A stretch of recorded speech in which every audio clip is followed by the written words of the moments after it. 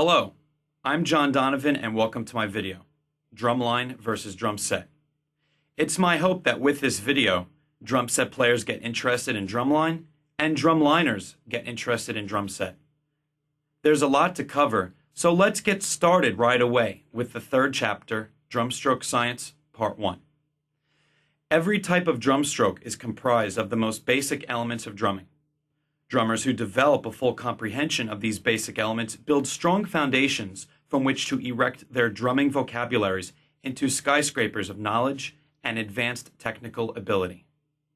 It is very important for you to fully understand what you are doing and, even more important, how you are doing it, and that the musical application of what you are doing makes perfect logical sense in the context of your performance. Why is it important? The ability to be able to fully control what you are doing and fully understanding how you are doing it is complete and total power over yourself. I am not going to talk about grip on this video because I do feel there are so many different valid approaches and each of these have so many unique advantages from one to the next. If you have a grip that works for you, and this grip of yours can allow you to be able to play all of the attached 35 PDF files on this disc, and you can play along clean with my 109 MP3 files, then by all means, please continue to explore and develop what you already have. The grip that I use is mainly an American-style grip, which morphs from time to time into a pseudo-French grip, depending upon what my needs are. If you are having trouble performing any of the attached PDF files, and you are having problems playing them along with my music, then continue practicing the parts until they make logical sense to you, and please get them up to speed. However, if you are having problems with either learning the parts or getting them up to speed, you should locate a passionate drum corps veteran for lessons. Educate yourself rudimentally and have your grip analyzed for functional problems.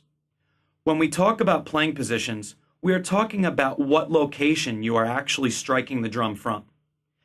How you approach the drum is just as important as the strokes themselves. The playing position I am going to explain is as follows. 1. Sticks are at a 90-degree angle. 2. Stick beads are 1/4 inch apart. 3. Stick beads are 1 inch from the center of the drum head. 4. The beginning of the shaft of your stick, which comes out of the front of your fulcrum closest to the drum, should be 2 inches above the back rim. 5. Sticks should be -10 degrees from being parallel with the floor. While there are an infinite number of volumes that you can create with a single drum stroke, I am going to use the following volume level system, which will serve to help you develop with these concepts. PP, pianissimo, 1 inch. Grace note strokes. This stroke would be 10 degrees towards the parallel floor, directly out of playing position. The next one. MP, mezzo piano, 3 inches. Low tap strokes. This stroke would be 0 degrees and parallel to the floor. MF, mezzo forte, 6 inches. The height of a dollar bill for high taps and or low accents. This stroke would be 30 degrees above the parallel floor.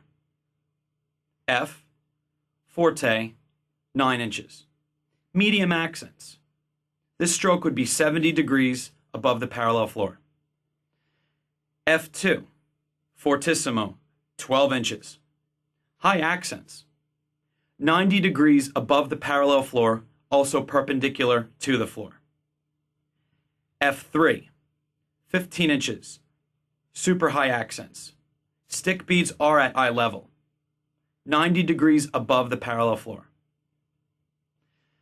F4, 20 inches. This is mostly visual as you want to create the same volume as F3, but by getting your stick beads as high as your arms can possibly get them. 90 degrees above the parallel floor. When you integrate these various volume levels together, what you actually end up with are the following two types of dynamic possibilities: external dynamics and internal dynamics. External dynamics. External dynamics consist of three variations. The first variation are crescendos, musical passages that start at low volume levels and progress to higher volume levels. Here is an example.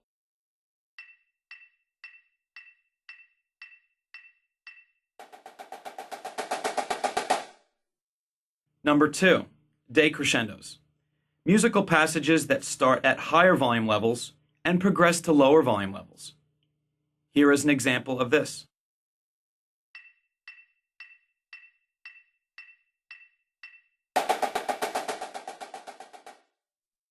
Number 3, combinations of crescendos and decrescendos. Combinations of playing examples 1 and 2. Now here's an example of this.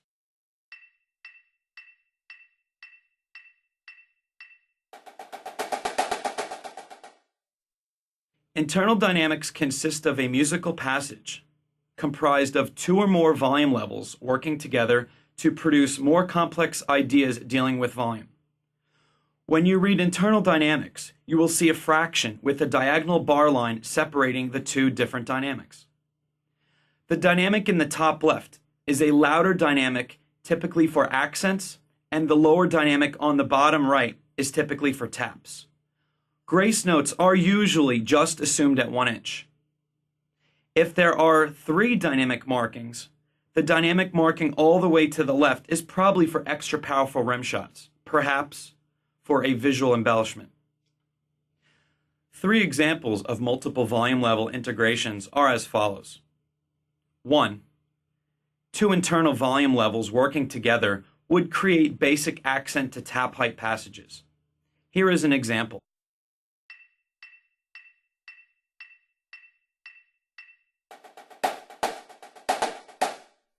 Two, a 3 height passage is an accent to tap height passage with added flam rudiments. The height of the grace note is almost all of the time at 1 inch. Here is an example.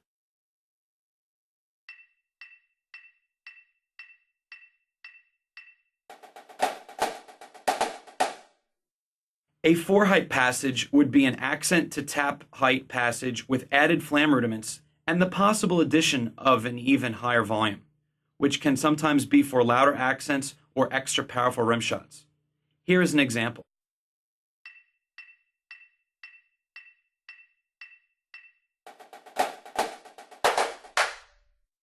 A note about rim shots. In Drumline, there are 2 popular types which can sound great on drum set when applied to passages that need extra variety. These 2 different rim shots are called gocks and pings. The first type of rim shot is a full rim shot which is fired straight out of playing position, called a gock. In old school handwritten notation, the note heads are circled and labeled with a G underneath. In new school computer notation, the note heads are transformed into X's. Here is an example. The second type of rim shot is called a ping, in which you pull the stick back so that only the top of the shaft hits the rim while the bead hits the drum head right outside of the back rim, producing a much higher pitched and cutting sound. In old school handwritten notation, the note head is circled and labeled with a P underneath. In new school computer notation, the note heads are also transferred into X's with a text instruction to play a ping. Here is an example. Executing 4 height passages utilizing the 2 different types of rim shots are very musical. Here is an example of this.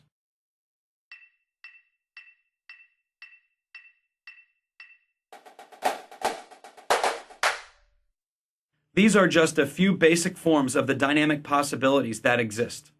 Things in the drumline world often get even a lot more complicated dynamically, but for this video we are sticking with the dynamic basics explained in this chapter.